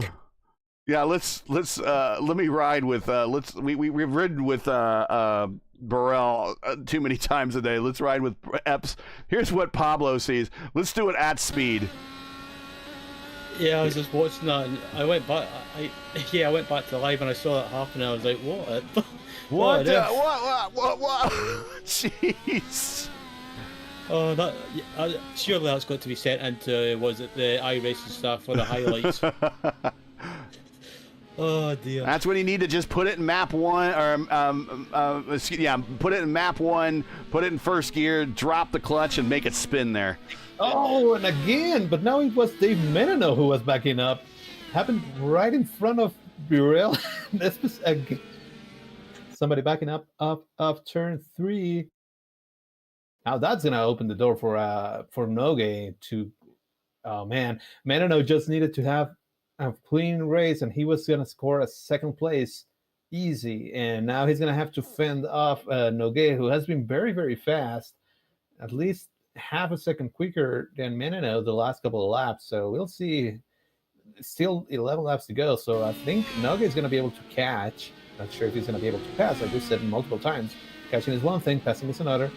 But man, that's gonna make it a little bit interesting for the middle step of the podium. No, this is literally the race that nobody wants to finish on the podium of right now. I mean, Desnoyers is the only one who's been in a podium position all race long, and whenever anyone else kind of gets up into the podium, like nah, let the next guy have it.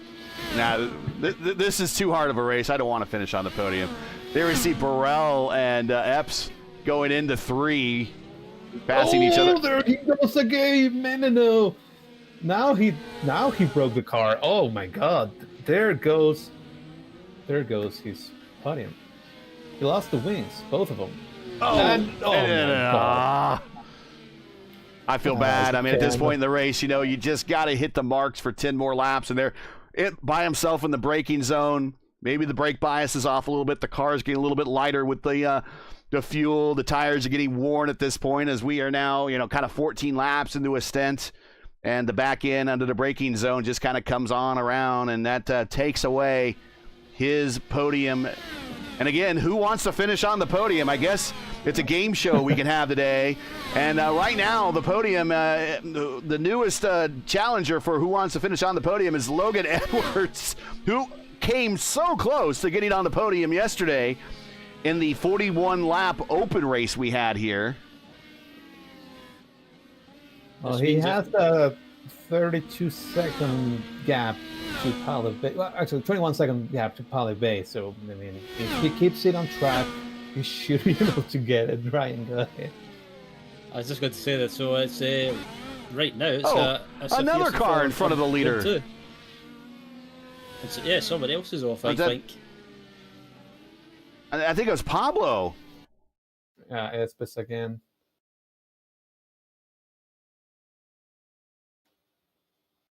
And you got to wonder if this car, at this point, the car is just broken and he's trying to nurse it home and it's just not agreeing with him.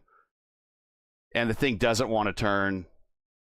And he just goes to the overshoot here. Does the... Oh! Almost did the spin there. He needed to come a little bit slower stop there, but does turn it around. Yeah, towards the end of these races, these are long races, and you probably think, oh, it's easy going around the street track, just trying to survive. But on the other hand, as well, it can affect you, not just physically but mentally as well, because this point of the race is where you start losing your concentration. Yeah. And your loss of concentration leads to mistakes, and we're seeing that right now. The body fades, 100%. The mind falls behind. We've heard of it before. This is 70 laps here we're doing. This is what the IndyCar drivers would have done here in real life if they would have been on this course. 70 laps here is no joke. This is 100% length races, 160 plus miles here on a very bumpy. If you have a very strong force feedback wheel, which a lot of these drivers do have, that's all that Newton power is being fought right back into your hands. And after 70 laps, I mean, you're getting tired. You're building up a sweat. It's more than just a game for a lot of these guys. It's as close as you can get to actually slipping in behind the car. So this is not an easy track or an easy race or easy conditions. It is tiring. It is exhausting. Pablo Estes just went off in turn 3 again. He got it right back. I am going to do Pablo a favor and not show it anymore. That's fair. That's fair. But yeah, I mean, at the end of the day, these are, in order to perfectly or as close as perfectly you can execute lap after lap for 70 laps, that takes a toll in your body. You know, both a physical and a mental toll. Yeah, in a way, we are, you know, in our rooms with our steering wheels and everything's in a controlled environment, but there are still a lot of conditions that we need to be able to work throughout, and it's exhausting both mentally and physically to replicate that for 70 laps. And on top of all that, you kind of hope during this race that Windows decides it doesn't want to do a Windows update on you. You kind of hope that you have all the latest drivers and everything loaded, so your USB devices don't randomly connect and disconnect and reconnect while you're in the middle of a race. If you're in, I mean, all these things you have to worry about. If you're in VR, you got to hope that your headset doesn't just blip out all of a sudden. And then when you're in VR, you sweat a ton because half your face is covered. Your computer, you don't realize how much heat these computers put off until you fire these up full graphic, and then you put your hand next to your computer and you just feel nothing but hot air getting blown out of your case. That's getting added to the situation around you. And then, you know, on top of that, phones ring. Significant others might need your help. Emergencies arise. Pets might decide they want to jump on your lap. Who knows? Anything can happen. I lock myself in my room whenever I'm racing. That everybody knows that if that door is closed, then no funny business can happen. Right? If this room's a rocking, don't come a knocking. And it's not rocking because of that. It's rocking because he's sim racing in there. I like to tell the story of my one and only fixed Indy 500 start that I had. I finished 4th. I did good. In the middle of the race, I had we don't have her anymore. Unfortunately, she's passed. We had an Abyssinian cat, great cat, but she never ever jumped on my lap when I was sim racing. Never, except during that one race. Of course. Of course. And so I'm racing in VR, and then all of a sudden I feel thump on my lap. And I'm like, holy crap. And, you know, and then I kind of move her off, and, you know, and in the meantime, the claw's engaged, so I'm getting scratched and everything. And, that was the one time I don't want a cat to jump on my lap, and she's never done that. The one time she decides she's going to do it. So all these things are happening around you when you do these races. Believe me, this is not easy. Yes. This is not easy at all. Yeah, for sure. Hey, just quickly, I guess now it's who wants to get a top 10, because Ty Quilla just had to go and do a drive-through. I think. Oh, we had incident limits? Might have been incident limit. But now he dropped from 7th to 9th. And also, Nicholas Holden, he's catching Alex Thackett. That's going to be for a top 5. Yeah, we're watching that right now. 0.4 of a second. They're both one lap down now, 0.3 of a second. But Holden has been around a second faster the last few laps. And don't look back, but also Kevin Parrish, she's closing in on this battle as well. Kevin is out of push to pass, though. He has spammed the button to all it's worth. Oh, we're going wide, and now we're going to go side by side into the carousel area. No! There goes Kevin Parrish gets the position. Who wants a top 5? No, I think Holden has damage. Yes, he does. He's missing a front wing. And at this point, he might want to bring it home. I think he could probably finish maybe ahead of Radek, but he's probably looking at a top 10 finish regardless. But that is unfortunate. And going side by side in through that carousel into the fountain area, they want that position badly. The passing opportunities are few and far between. I kind of see what they're going for there. But now Parrish has caught up to Allen, and we have a battle for position there. He took all the curve that you should not take, flung the car out. He was able to keep it going straight, but man, that was close to him spinning out. I'm sure pretty much most of the field is like, hey, why don't we just wrap it up? Let's just wrap it up. Yeah. We're done. Go home. Mr. Flagman, can you throw the white flag now, please? Yeah. So the problem with Parrish now is this is a battle for position. This is a top 5 position with Alex. Now, Alex has 15 seconds to push the pass left, and then these guys got to slug it out mano a mano. So we'll see how they're going to conserve the push to pass here with 3 laps to go. Oh man. Parrish in the wall. knocking down the wall. Yeah, the wall is always going to win that battle. I think advantage to Parrish here is he's on the Waiuli tire, which is faster, and Thaki is on the prime. Yeah. So. In fact, Thagi is the only driver on the alternate tire right now in the top 10. Actually, 2 tires. Ty Quill is also on the Waiuli in the top 10. But in terms of a top 5 position, he's the only driver on the prime tire.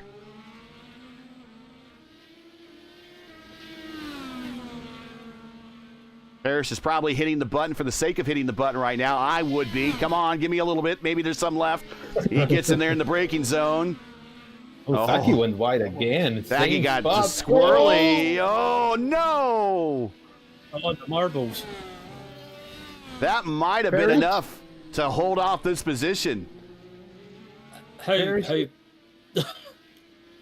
Go ahead, Ray. I was just going to say how Paris kept out the wall. I have no idea, because he was just a passenger on the marbles at that point, and somehow he kept out the wall. Yeah, that was great heads-up driving from him, because it's exactly the same thing that happened to Holden a couple laps ago, which put him in the wall, and now he has to nurse a damaged car. Secra is closing in on him. I think we're probably going to see Secra pass Holden for 7th, but yeah, if I were Parrish, I would just take it easy. Take it easy. 2 laps to go. That's it. I mean, I've been kind of gifted a 6th position because everybody decided to play bumper cars. So, just keep it like that. Been gifted a 6th position. White flag in the air for Kevin Desnoyers as he's heading down the straight into turn 3. We will keep an eye on him. He is a leader by 17 seconds out over his teammate who just took the white flag. Logan Edwards has not taken the white flag yet, but he is will get to here as he is heading down the straight, the back straight here. Here's Pally Bay in 4th. And now back to this battle between Thaki and Parrish. Parrish is back at it again. They're going to take the white flag this time. And the sun's out as well. Thaki has 6 seconds left. Yeah, Parrish got a good run here. The Desnoyers now coming into the final set of corners. We'll try to watch him take the checkered flag as the man who didn't look like have a shot backed into one gets the win here at a very chaotic Detroit race. Let's get back to this battle for 5th between Parrish and Thaki. Thaki on the button for his final 2 seconds. He is out. Parrish, is he just going to send it? We'll see. He sends it. Oh, he's gonna have another shot here.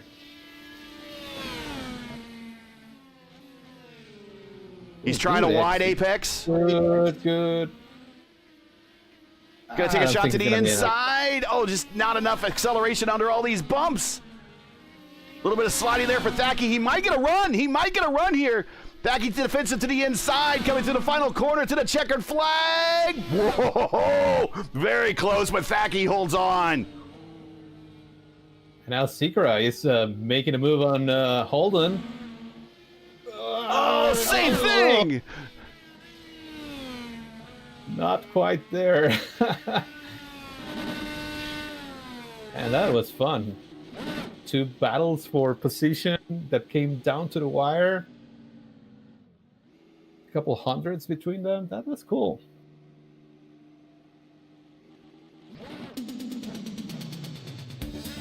Well, a race that nobody wanted to win. Kevin Desnoyers says, I want the win, and he gets the win by 16 seconds over Nogue, who is in second. Logan Edwards gets the podium. That eluded him yesterday. Comes home third, Pally Bay fourth.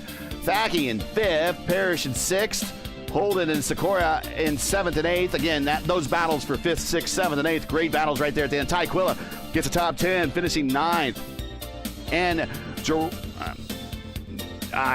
Fabian, the inner Pollock in me is going to butcher this because I can't say it, but I should. Jaroszewski? Okay. Fabian, I'm sorry, buddy. Fabian. Yeah, I'm sorry, buddy. I'm Polish by heritage. I should be able to say this. I'm very sorry. I can say Thomas Van Kirk, he finished 11th. Burrell, the general, marches home at 12th. Not the finish he wants, but does finish ahead of Pablo Espez, who dominated this day, but just a second half, or final third of this race, he just really wants to forget.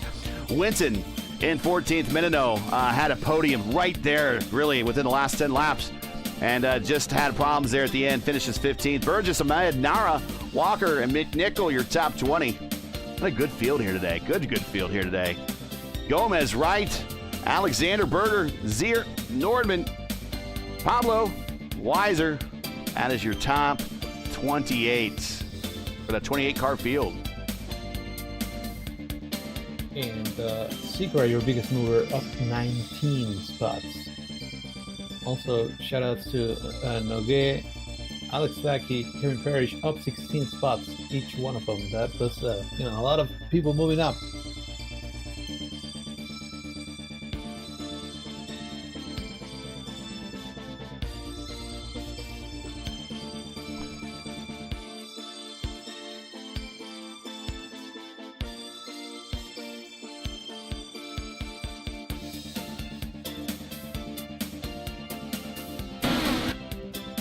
All right.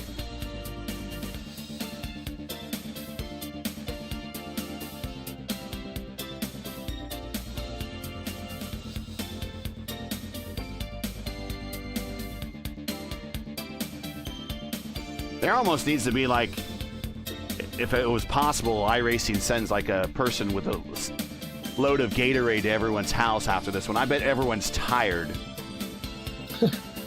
They got to be extremely tired after this. And remember, everyone does this for fun.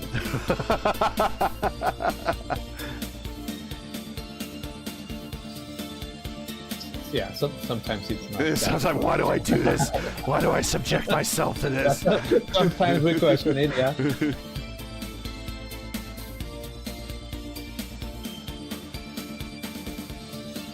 All right.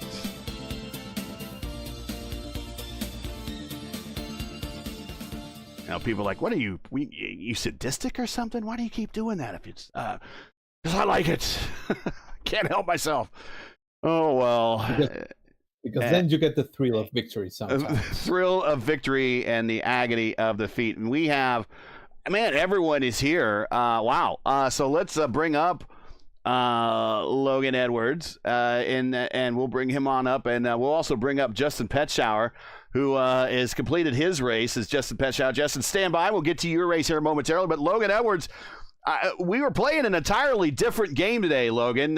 You were actually out there playing iRacing at Detroit, whereas up in the booth we're playing Who Wants to Finish on the Podium today. That seemed to be the game, and unlike yesterday where you tried to get that podium there in the last lap coming to the checkered flag and kind of just got a little hot under braking. Today, the podium kind of landed right in your lap, and you brought it home today. But, man, what a tough race. Yeah, there's a race of attrition where where the cream rises to the top, but the cream wasn't safe today. Sour cream a little bit. Talk about your race, though. I mean, you just kind of kept it out of trouble. You really didn't use push to pass that much. I mean, were you out there really just playing it safe more than anything? Yeah, I ended up just completely alone about like the end of my first stint. Put on some music and just drove around a little bit. The scariest part was the last 10 laps, and I was in third. I was like, oh God, there's so many things that could go wrong here. Just get to the booth. Well, and that's when you focused in, and but I mean, there seemed to be something happening around you at all times, especially early in the race. I mean, but after 70 laps, I mean, it's a long time here. How do you feel after 70 laps, and are you glad this thing is over? Well, usually after an IS race, I'm pretty beat, but I will say the podium kind of reinvigorated me. Well, any shout-outs, friends, family, sponsors, anyone want to say hi to before we let you go for the big Drive to Survive here today? PM Broadcasting, as always. Myself, I feel like I've really improved. I rep Luke Mansky Racing, but as far as right now, I'm completely independent. I make my own setups. I run alone as a one-car team, and this is just a perfect example of how far I've gone over the last year. Last year, I made it to turn 7 on this racing rage quiz, so I'm I would say this is a big improvement over last year then. Yeah, and I'm 4K open wheel for the first time, iRating. Oh, well, congratulations. Hey. All right. Congrats, man. That is a big deal. That is a huge milestone. Well, congratulations on the podium. Congratulations on surviving. Go get something to drink. Go get something to eat. Celebrate this one. I'm sure you're going to feel good on a high for the remainder of the day. Makes you not want to race Detroit for a little bit, though. But congratulations on the P3, and congratulations on reaching the 4K plateau. Thank you. And that is Logan Edwards, a very happy Logan Edwards, as I might add. Justin, I don't know about your race, but our race was very chaotic. No one wanted the lead. No one wanted to get into a podium position, and at times, no one wanted the top 5, and no one wanted the top 10. What was your race like? Roughly the same, but it was mainly mid-pack shenanigans, as usual. For the second year in a row, there was no pile-up lap 1, turn 1. It mainly happened towards the end of the straightaway past turn 2, and a couple of corners later. Turn 3, okay. Yeah. And then on the other side, before you get to the double right-hander, before you get to the pit straightaway. Yeah. I would have qualified, but my gut was telling me that shenanigans are going to run afoul. Such as the case, it did. So started 25th out of 28 cars. Started from pit road though, to play it safe, and we came out with an 11th place finish. Clean car. Probably a damaged underwing though, because letting one of the lead lap cars go by that bridge going over that little creek past turn 2. I kind of hit it a little too rough, and I thought I exploded the fucking chassis. Pardon my language, but that's literally how loud it was. It was just like, good Lord. I don't have a beep button. Sorry, people. Sorry, people. I don't have a beep button. All right. But in this instance, but yeah, I'm definitely going to go put some ice packs on my wrist. I mean, it's not as bad as Chicago was in 2022, but it's still bad. Other than that, I'm looking forward to a week off to let my wrist recover. And then with the new rules package that we're getting in, and finally rain tires, can we put iRacing for at least a few races? Can we at least get rain racing? All right. Because that'll really up the factor on the chaos. Well, we'll see. We'll ask these next guys how they feel about rain racing coming up. But Let's bring in Alex, who finished second here today. And Alex, it was a pretty rough first stint for you there at one point. You lost your front wing. That's kind of the highlight we're watching right now on the replay.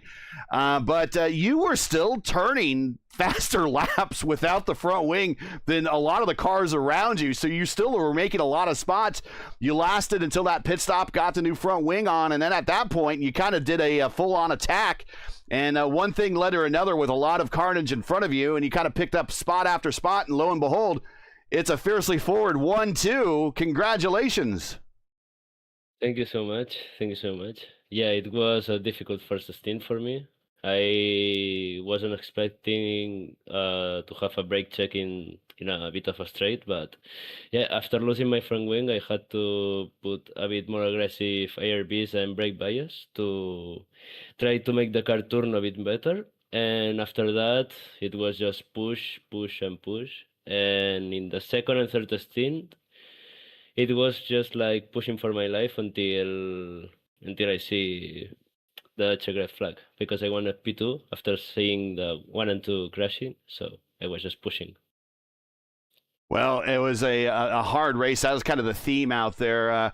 Very hard race. Is it one of the more harder IndyCar races you've been in the IR18 in terms of all the attrition and this is a very rough course and everything? Is it one of the more harder races you've been in ever in this car? Yep, it's probably one of the hardest races I've been ever in any car of iRacing, I can tell. It's been the hardest. Wow. Makes you not want to come back to Detroit again. But a P2 for the Fiercely Forward squad. You had another teammate that finished on the top step.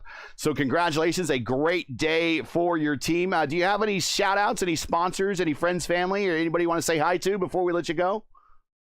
Yeah, I want to say thanks to my teammates who helped me a lot to know how to race the car and see the stints and the time management. So a big thanks to them. And yeah, that's it for me. Well, we hope we see more IndyCar races in the future. Congratulations on the podium finish, and we will see you whenever that next race is. Congratulations. Go celebrate. Yeah, thank you. And that is Alex. And we will bring up Kevin here. And here he is. Here is Kevin Desnoyers. Kevin, congratulations on a race that absolutely nobody wanted to win. You got the dub today. Congratulations. Talk about it. 1 day, 1 second, 1 lap, you're fighting for third spot. And the next lap, you got the lead. And we can't hear him. Sorry. There you go. Initially, everything was going wrong. I got damaged lap 6 on the side pod, so I think I lost like a 10th or 2. Was able to sort of keep up with the leaders, but then once I switched to the primaries, I had a little incident with a blue flag. He just kind of parked it on the exit. I kept the throttle, so I would expect to pass him, but he just parked in front of me, got wing damage, lost like a second of pace, and then I guess P1 and 2 wanted to give me the win and just gifted me that.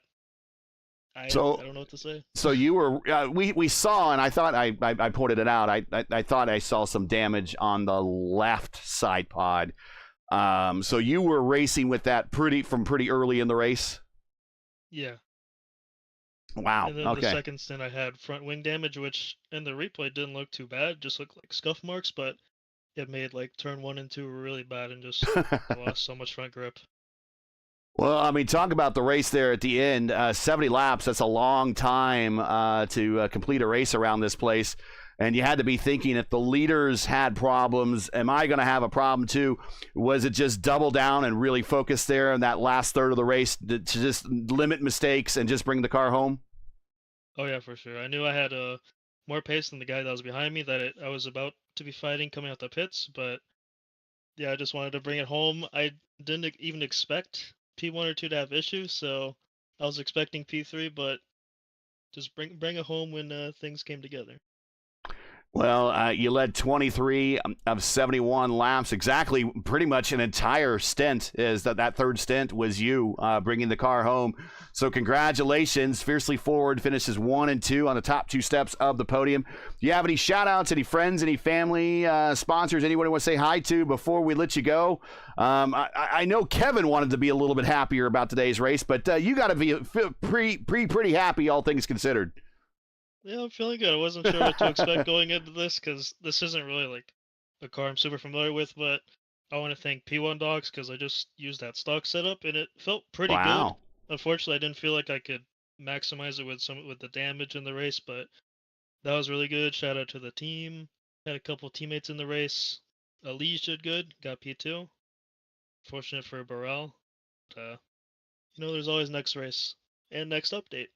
It's next, and actually, you're going to go down, I guess, not in the last IIS race, but this is the last broadcasted IIS race as the last winner before the big update. So, yeah, the world can possibly change here before we get to Gateway. So let's live this one up. It might be an entirely different car when we get to the Oval in Madison. But congratulations on the win today, and go celebrate and tell Kevin, though. He got really lucky, though. He almost, we don't know how the iRacing gods forgave him on that one, but he hit a sideways car coming to pit road, and iRacing totally forgave him, but he had a mangled right front tire for about 30 seconds before iRacing decided to snap it back into place. So he got pretty lucky, but the gods took it away from him later in the race. But congratulations to you on the win, and we're very happy for you. Hope to see you at the next one, and you should go celebrate and get some rest. Yeah, thank you. Maybe see you next race. All right. And there you go, guys. You heard it from him.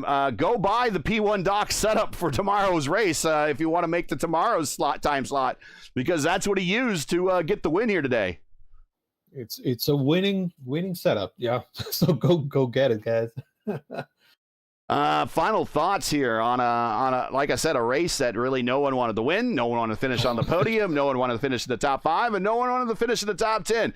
But eventually, at the end of the day, the checker flag has to fall, and all those slots need to be finalized. And yeah, we got there, but boy, did it really change. The outlook of this race changed a number of times, especially in the last third of this race.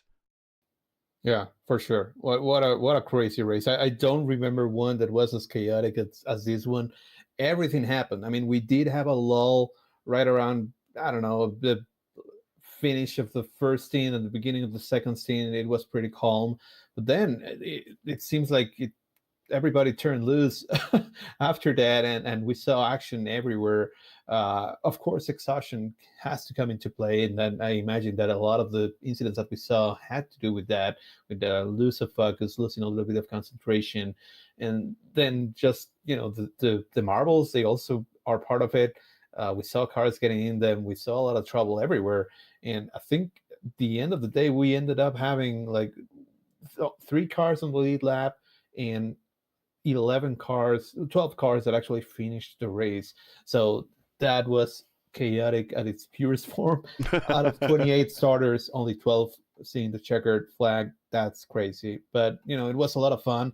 Not something that would typically happen with Detroit, with Belle Isle even, because, again, we've mentioned it multiple times. It's very difficult to set up passes, to make passes happen because of how narrow the track can be and the limited passing opportunities that you have. But we saw a lot of passing here, and we saw a lot of chaos. It was a lot of fun to bring the race to you and to talk about it with you guys. So yeah, happy about it. And Gateway, it's gonna be fun. It's one of my favorite ovals, and but it's also very setup dependent.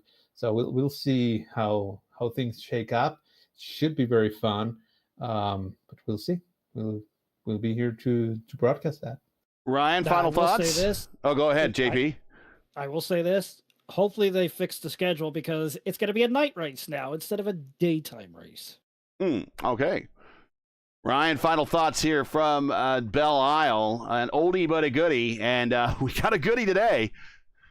Yeah, I was going to say I thought Belle Isle was going to take some victims, and it took a lot more victims than I expected, and that was probably the craziest race of the season so far. And Yeah, there was plenty of shocks that went on throughout the field, but I have to say we did get it was nice to see a different winner. There's nothing against any of the regular guys that are up at the front, but Kevin Desnoyer's taking a well-deserved victory for a Fiercely Forward, and yeah, I think he could be one to look out for the rest of the season. And I think,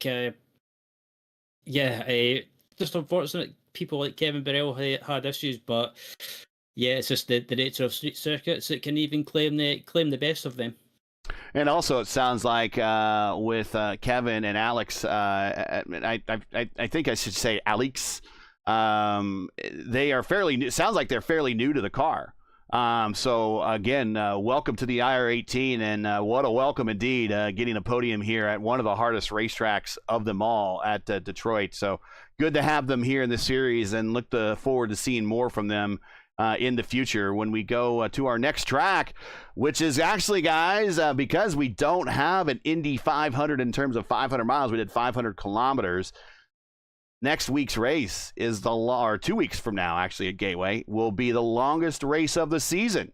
So keep that in mind as we go from the street course here to our longest race of the season here in a couple weeks when we go to Gateway. Well, that's going to do it here for today. We'll give everyone back their Saturdays here, and let everyone, if you haven't seen IndyCar qualifying, which I'm going to go check my DVR and go watch that myself, but go watch that and enjoy the rest of my Saturday, and I hope everyone does too. But let's get on out of here.